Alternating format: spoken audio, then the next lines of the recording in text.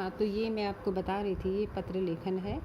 तो पत्र लेखन में सबसे पहले मैं आपको बता रही थी औपचारिक पत्र। औपचारिक पत्र मैंने आपको कहा था फॉर्मल लेटर्स, यानी कि जो हम ऑफिशियली लेटर्स लिखते हैं। जैसे इसमें आपका सबसे पहले हो गया प्रार्थना पत्र।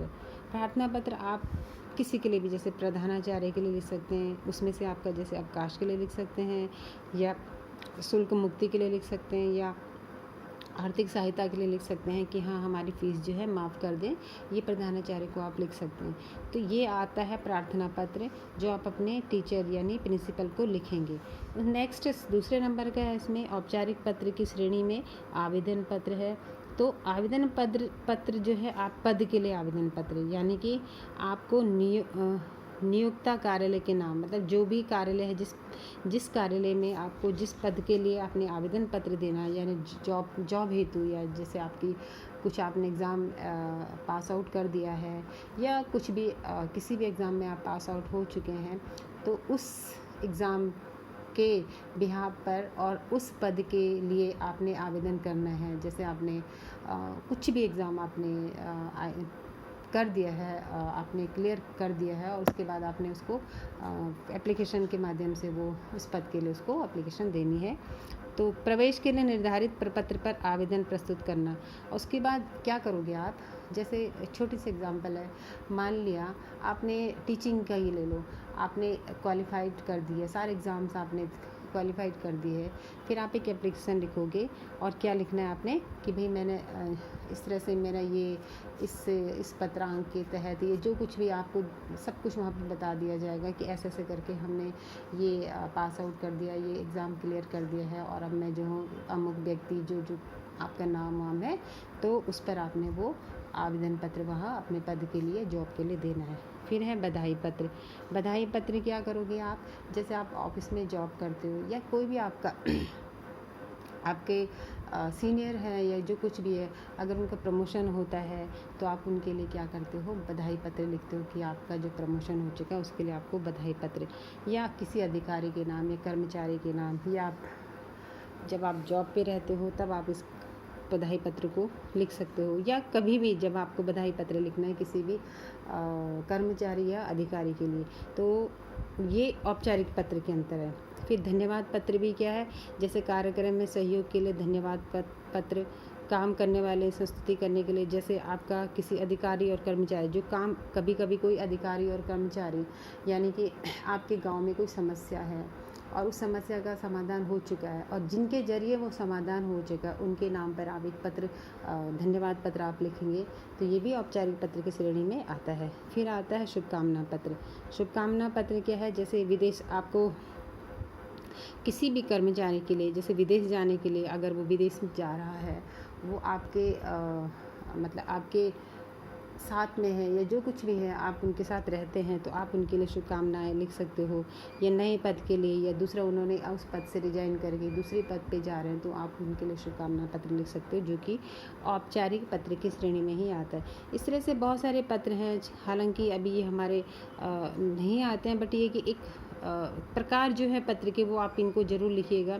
ऐसे ही शिकायती पत्र है, जैसे मैंने आपको कहा था, अभी आपके गांव की सड़क ख़राब हो रही है, या पानी की कोई समस्या है, या जो कुछ भी है, तो आप उसको है शिकायती पत्र के अंतर्गत किसी के भी लिखिए, या स्वास्थ्य अधिकारी को लिखना है, या डाकपाल को, जिसको भी लिखना है, जो भी समस्या है उस विभाग से संबंधित उस अधिकारी और कर्मचारी के नाम आप उस शिकायती पत्र को लिख सकते हैं। और संपादकीय पत्र होता है, जैसे अखबार से संबंधित जितने भी हमारे प्रपत्र होते हैं उनको लिखना है। संपादकीय पत्र होते हैं संपादक के नाम विभिन्न समस्याओं पर, जैसे कि कई बार क्या होता है कि हम किसी विभाग में जाते हैं, या कुछ भी है, कोई भी समस्या होती है, तो ये जो एजेंसीज होती हैं अखबार की, या तो उनके संपादक को पत्र लिख के क्या होता है, वो अखबार में कटिंग करके अखबार में वो आप उसको वो प्रिंट आउट कर देते हैं, ताकि जो उस व्यक्ति की समस्या है वो जनमानस तक पहुंच जाती है। तो ये बहुत सारी चीज़ें हैं। ये व्यक्तिगत पत्र है। अब देखो, अब दूसरा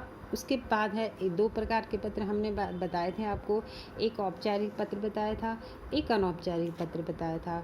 औपचारिक पत्र के इतने सारे प्रकार थे, नंबर 1 प्रार्थना पत्र है, नंबर 2 आवेदन पत्र है, नंबर 3 बधाई पत्र है, नंबर 4 धन्यवाद पत्र है, नंबर 5 शुभकामना पत्र है, शिकायती पत्र है, और संपादकीय पत्र है। नेक्स्ट आता है आपका सेकंड पे अनौपचारिक पत्र। इस अनौपचारिक पत्र में आपको व्यक्तिगत पत्र, इंडिविजुअल जो होता है, जैसे अब मैंने कहा था आपको कि जैसे आप अपने भाई को, बहन को, माँ को, बाप को, चाचा को, ताऊ को, रिश्तेदार में जो कुछ भी आपके आसपास सगे संबंधी हैं, उनके लिए ये पत्र किसी भी स्थिति में लिख सकते हो। कोई भी आपके पास जैसे बधाई का हो या कोई भी संदेश का हो या निमंत्रण पत्र हो, ये सब हमारे व्यक्तिगत पत्र में आते हैं। तो बधाई पत्र क्या होता है, आप किसी को भी दे सकते हो, किसी दोस्त को दे सकते हो, भाई को दे सकते हो, रिश्तेदार को दे सकते हो, या किसी अपने भाई को उत्तीर्ण होने पर या पदोन्नति होने पर। फिर शुभकामना पत्र, जैसे कि परीक्षा आपके भाई की हो रही है या किसी की भी, तो आप उसको शुभकामना पत्र लिख सकते हो। तो आप उसके बाद आपको किस तरह से लिखना है ये आपको बता दिया जाएगा। और नेक्स्ट है जैसे संवेदना पत्र माना कोई आपके गांव में या कोई बहुत ज़्यादा बुज़ुर्ग जो रहते हैं, उनके निधन पर एक शोक पत्र होता है कि फैमिली को किस तरह से लिखा जाता है, ये भी हमारा अनौपचारिक पत्र में आता है। और सामाजिक पत्र क्या होता है, जैसे कि घर में किसी का विवाह है या कोई मुंडन है या कोई भी संस्कार है, कोई अच्छे भी विवाह संस्कार है, कोई भी चीज़ है, तो आपको अपने घर पर उनको निमंत्रण करने के लिए किस तरह से बुलाना है, वो एक प्रकार से जो है वो सामाजिक पत्र और अनौपचारिक पत्र के अंतर्गत आता है। तो इस प्रकार से मैंने आपको बता दिया कि एक अनौपचारिक पत्र होता है, एक औपचारिक पत्र होता है, एक अनौपचारिक पत्र होता है। तो थोड़ा सा मैं आपको इसका एक उदाहरण दे देते हैं अनौपचारिक और औपचारिक पत्र का किस तरह से लिखना है।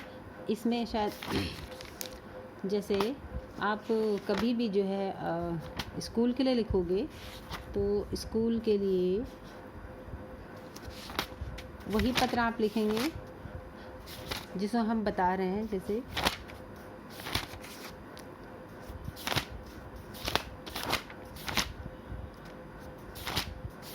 छोटा सा एग्जाम्पल है,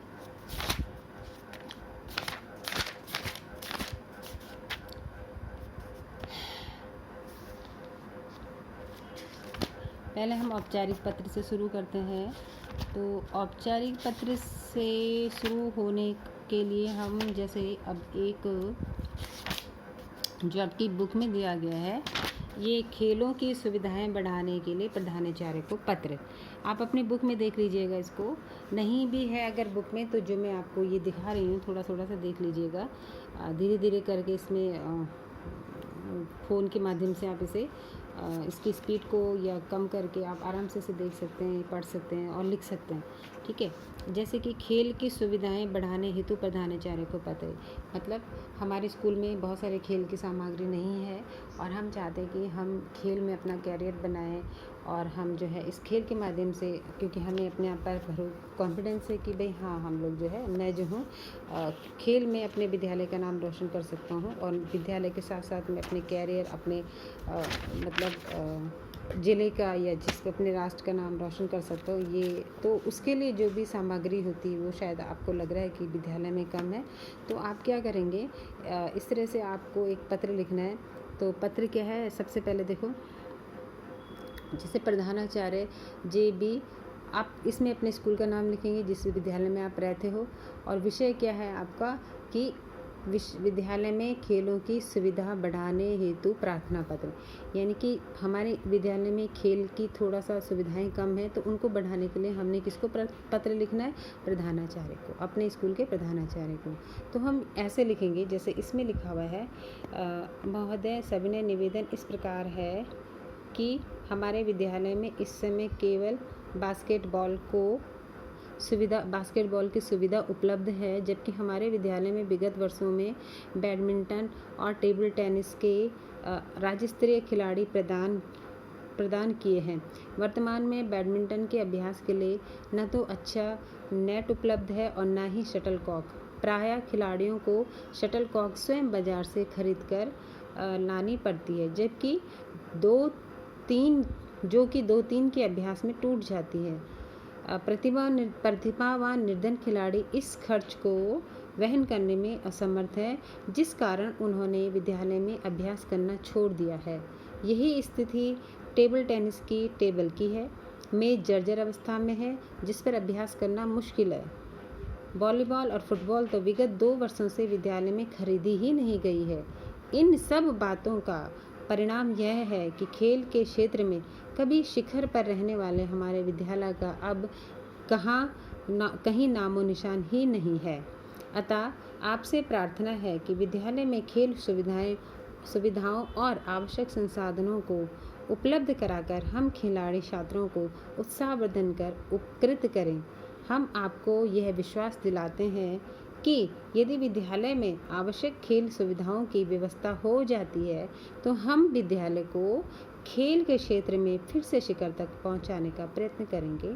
धन्यवाद। जिस डेट पे भी आपने लिखा वो डेट यहाँ लिखेंगे, और जो भी है, आप जो भी बच्चा लिख रहा है, अगर ग्रुप में लिख रहे हैं तो इस तरह से लिखेंगे, और इंडिविजुअल लिख रहे हैं तो वो अपना नाम लिखेगा। और सबसे बड़ी बात है, आपको ये देखना चाहिए जिस पेज पर आप एप्लीकेशन लिखते हो तो आप क्या करोगे, पेज है आपका, सबसे पहले जो है आपका लेफ़्ट साइड का ये लिखेंगे, और यहाँ पर उसके ये क्या है, औपचारिक पत्र। तो इस तरह से लिखेंगे, एक पहले प्रधानाचार्य लिखेंगे, फिर उस स्कूल का नाम दूसरी लाइन से लिखेंगे, फिर तीसरा नाम जिस जगह का है वहाँ लिखेंगे, फिर विषय भी दूसरी लाइन से लिखेंगे। उसके बाद उस लाइन को छोड़कर थोड़ा सा गैप देकर फिर यहाँ से स्टार्ट करेंगे। तो ये वाला साइड कौन सा होगा, जब आप लिखेंगे तो ये लेफ़्ट साइड होगा। कौन सा साइड है, ये लेफ़्ट साइड है। और फिर उसी के नीचे राइट साइड में सबसे नीचे जाकर जिसके माध्यम से पत्र लिखा जा रहा है वो अपना परिचय यहाँ पर देंगे। जैसे मानो कोई इंडिविजुअल लिख रहा है तो यहाँ पर लिखेगा, जैसे मोहन कुमार, जो कुछ भी है, राजकीय इंटर कॉलेज जो भी उसका कॉलेज है और जिस भी ज़िले का है वो वहाँ पर लिखेगा। और इस तरह से ये पत्र आपका कंप्लीट हो जाएगा। ये आपका औपचारिक पत्र है। ओके।